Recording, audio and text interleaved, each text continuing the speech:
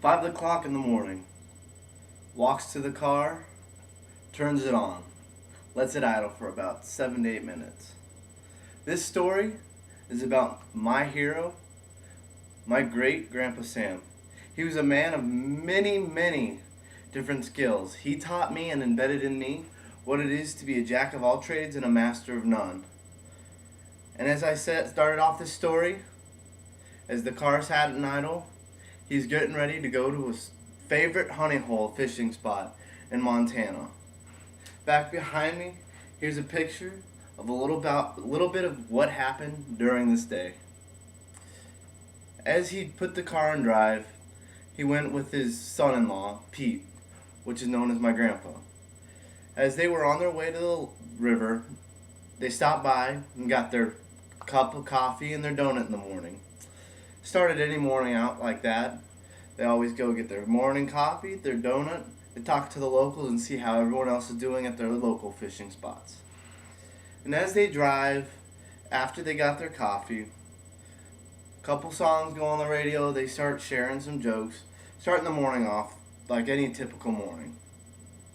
Little did they know this morning had so much in store for them.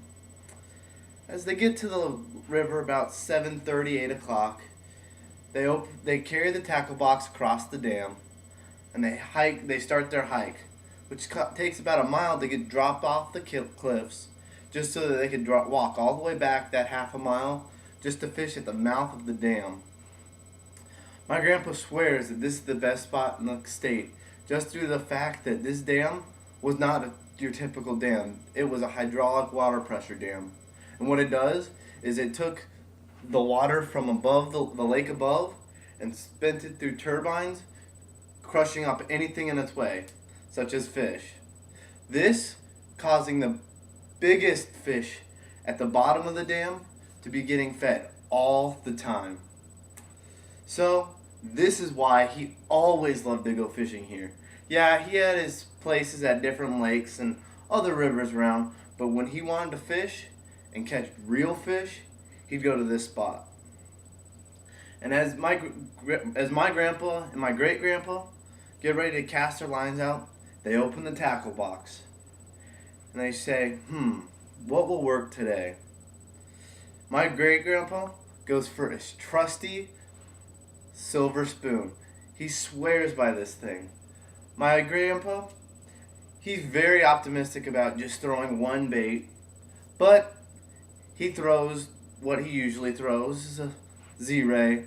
My great grandpa always goes to that spoon at this location. So he ties it on with a fisherman's knot.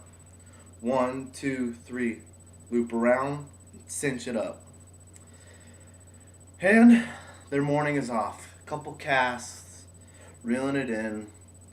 About an hour passes, no fish. So my grandpa gets a little doubted and switches to another lure. Couple casts, no fish. So then my great grandpa Sam says, hey, wait a second. Something's weird here. So they look around and they realize there's a banana sitting next to them. And all fishermen know is you never bring a banana fishing. So you do what any smart fisherman does, takes that banana, chucks it into the lake.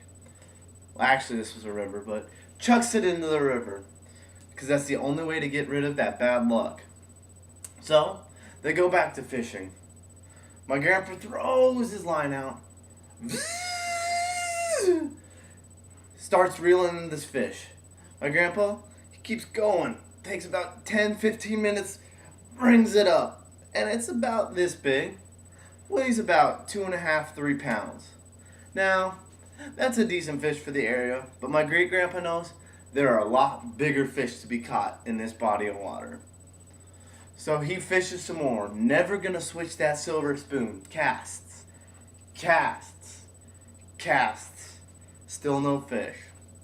It's getting to be about 10:30, 11 o'clock, and as old men do, they like to take their afternoon nap. So my grandpa said, couple more casts, Pete, we're going to head back up and we're going to go home because I'm getting tired.